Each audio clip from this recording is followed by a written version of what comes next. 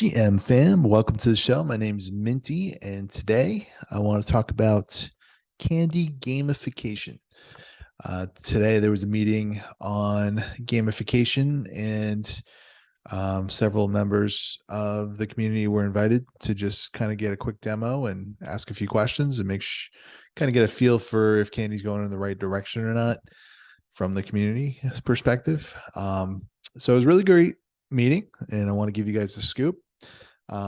First thing I should say is when we are hearing the word gamification, what we're really talking about is challenges. And you might be familiar with some of the challenges that Candy does, also Tops, Panini. In a very similar way, this gamification will be, collect certain cards in order to mint this reward card. But Candy seems to be ready to take it to the next level and do a lot of cool, interesting, and innovative things. So I'm really excited to hear some of the things that they were mentioning, and I think it will be really, really great. And shout out to them. There's no one else in the space doing and taking on the innovation like they are, and it's been really, really great to see. And I know that there's been, we all know there's been flaws in the past with sets and things like that, but I feel like those failures, if you will, are only going to drive Candy closer and closer to that success that we're all hoping for and rooting for. So I think this gamification meeting went really well as the VIP meeting a few weeks back. And I feel like we're trending in the right direction. It all comes down to execution at this point. So really looking forward to 2023 and seeing what happens. So during the meeting though, what was brought up was the goals of the gamification. What are the main goals Candy is hoping for and hoping to achieve? Number one, motivation, increasing engagement, so that not only when a pack drops and it's the beginning of the season, you get that huge spike. Hopefully we can keep some of that engagement throughout the cycle of the set with these challenges and gamification sort of games. There's also going to be the option or the ability to earn rewards and earn experiences. I know a lot of people will be interested in that. The loyalty program seems to be tied to these challenges and gamification games. So you're going to be able to earn loyalty points from playing these games and doing these challenges. Even if you don't complete a challenge, you still could earn loyalty points, it sounds like, and those will stack up. And if you get to a certain tier, there'll be different rewards for different tiers. So I think that's how the loyalty program is going to go down. And they also mentioned that past and future NFTs will all sort of be part and be eligible for challenges, and they at least have the technology and the data set up in a way where they can link into every single product that they have, it sounded like. So what I got from that was I was thinking about the loos and the stadiums and some of those older things that a lot of folks have been sort of down on Candy because not much has happened to those early adopters, and not much has been rewarded, right? And we've kind of been promised a few times that those will have some sort of reward. So I'm speculating. This wasn't really brought up in the meeting, or at all. It wasn't brought up in the meeting. But I feel like with those loos and stadiums, you're going to earn more points for the challenges that you can do for those. And if you complete those challenges, you'll get higher tiers, or at least get into higher tiers quicker, right? So that's what I'm thinking is going to go down. I'm not sure how the community will feel about that if that is true. I don't own loser stadiums myself, at least not yet. I have tried to get them a couple times, but if you have a lure stadium, I'd love to hear your thoughts on what you think about that. But Um, Again, just speculation there, not something that's was mentioned during the meeting. So, um, as far as motivation, the other thing too is trying to get um, non-candy and users acquired for the platform, and they're trying to lure MLB fans with some trivia sort of games. So I think that is a good idea, and I know a lot of fans are out there love that, but um, it might have to be a little bit more than that too. So, but it is a great idea. So that motivation, that was the first goal. So community is the other goal. So they really want to bring us together through all these challenges and games, and I would love to complete some challenges with some of the guys in the community, and I know it's going to be a fun time when some of those things go down. And someone on the call, I think it was his name is Andy. He was saying that he was part of some of the Stranger Things challenges and was really cranking them out into the wee hours of the night, trying to get them complete with the team, and had a blast. So that sounded like a really good success, and I hope it translates to MLB, and sounds really cool. And goal number 3 that was brought up was, bringing additional value to the cards themselves. So making it so that even commons that are out there, even leadoff commons, will have more value now because they'll most likely be part of certain challenges that earn really cool rewards. So you're going to want to acquire some of those um, those other cards in order to complete those challenges. And that should add values and hopefully drive primary and secondary sales as well. And then the other thing that was mentioned was burning. And just like we saw with the community burning, it's a good way to sort of get rid of some of the supply. And Candy's definitely looking at that and still looking at burning more leadoff, which is great. And also with future products, it sounds like they'll have ways to burn those as well, and somewhat. So those were the goals that were talked about. And as far as the type of games that they're looking to build, a lot of these are like sort of standard challenge things, but the games that was demonstrated was like a Wordle type game where you have to get where no one knows what the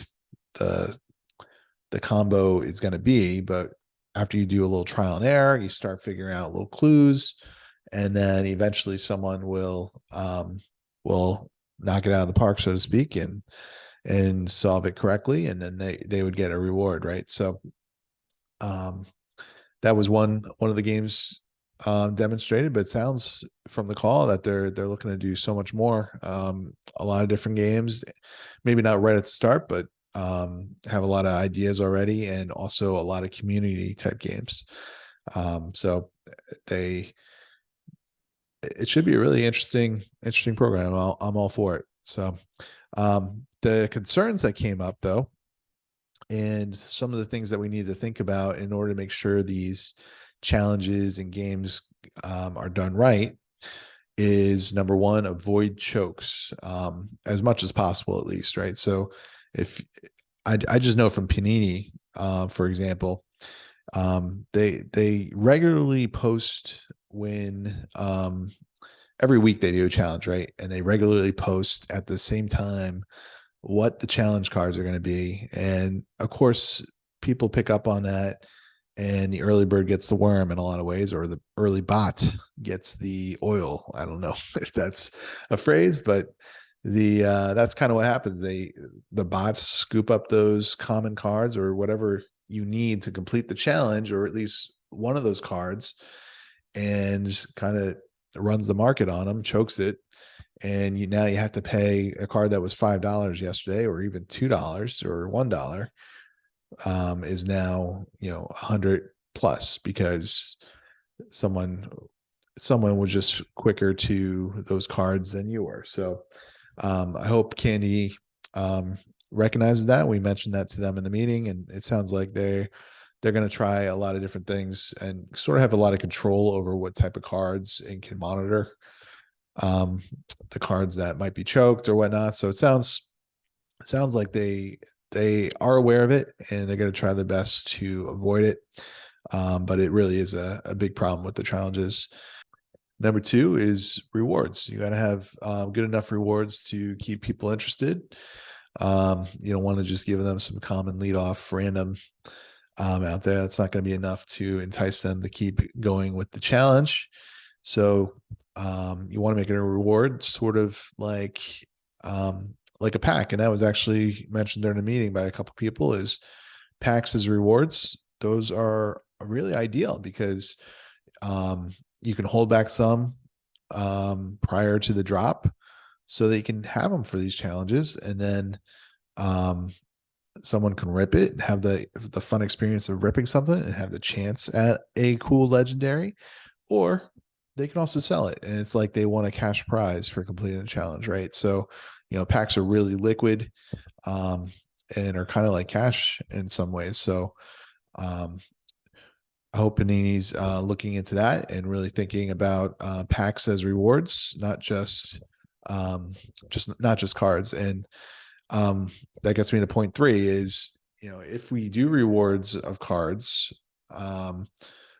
we really do not want to affect the primary set, because this has happened many times with candy already, where they come up with something new and exciting and some challenge, and then the reward is something better than something in the collection that people have been chasing for the last several months, right? So if anything like that does become a reward for a challenge, I know Panini has had some base cards as rewards for challenges, and that's fine as long as it's upfront and communicated, right when the packs drop, that's going to happen, and those are going to be the cards that you're not going to be able to find in packs. You're going to have to do the challenge. That's fine, if it's communicated ahead of time. But if you're doing it just randomly, that's where it really throws people off, throws a wrench in people's sets, and just are big surprises, unwanted surprises, right? So don't affect the base set. The base set's where the value should be, and then these rewards and things should be fun, or they should be packs. And that's my thoughts on that. And the fourth thing that was also mentioned was we want to, at least the community wants candy to cater more to different time zones. We have a lot of, it's not just US, right? You got a lot of international folks out there, Canada. I know people have been mentioned Canada needs some love, so I mentioned Canada there. But really, we have fans all over the world, right? And challenges shouldn't just be when the US wakes up. So staggering or doing something to make those challenges fun, even for that group of people, so they don't miss everything. So those are my concerns, and concerns that were brought up during the meeting. So Candy is now well aware of them. And another great question was, what about the SoRare license? They have a license to do fantasy sports with MLB, and it was kind of, we just wanted to know if maybe this was somehow stepping on their toes. But it sounded like as long as Candy doesn't do any live fantasy sort of stats or fantasy game like that, it should be all set.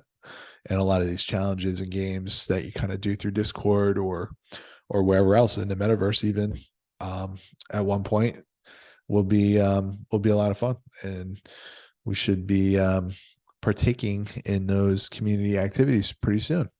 So yeah, what's next? I think these challenges are really cool and a great way to motivate the current base. And it's one of the advantages that NFTs have over cardboard, for example, being able to do challenges like this, because you're able to recognize what cards are in a person's wallet. And if they have a complete set, or if they have the cards required to complete a challenge, NFTs open that door, and I'm really excited to see what sort of games and things that Candy comes up with, and all the things that we do together as a community. So I think it's going to be a lot of fun. Um, my question would be, will this really drive user acquisition though? Because that has been a challenge, and the jury's still out on that, and we don't know yet if MLB fans will still be intrigued enough to come try the challenges out and then get into NFTs, right? So we'll see what happens. I really enjoyed hearing what Shane Small had to say. He's a chief creative officer over Candy, and also the creator of the popular game Exploding Kittens, which I have played myself as well, and it's a lot of fun, and just funny game. So he seems to be really excited about the space, just like I am, and has the same sort of picture about what the future of NFTs hold. And hearing something like that from Candy is so much better than what we heard from Michael Rubin over at Tops when they broke up with Candy, and his vision of NFTs and their, and the market. So I really am happy to hear and see that from Candy's team. I'm glad that Shane's part of the team. And it sounds like we'll at one point be doing these games in the metaverse, when we get there, right? And we'll be able to display our cards and things like that. That's all the cool, all the value that NFTs have just isn't realized yet. But I feel like once the technology catches up, all that's going to be possible, and NFTs are going to be a hit, right? A home run, so to speak. So that was pretty much everything from the meeting, and I hope I can share a little inside scoop with all you guys, and you guys enjoyed it. And yeah, that's really all I got today. Thank you so much for watching. Please hit subscribe or like if you enjoyed the content, and keep us going. I plan to do plenty more videos, not just Candy, but also Panini Tops and all MLB baseball. So, really appreciate the support, and thanks so much. Minty out.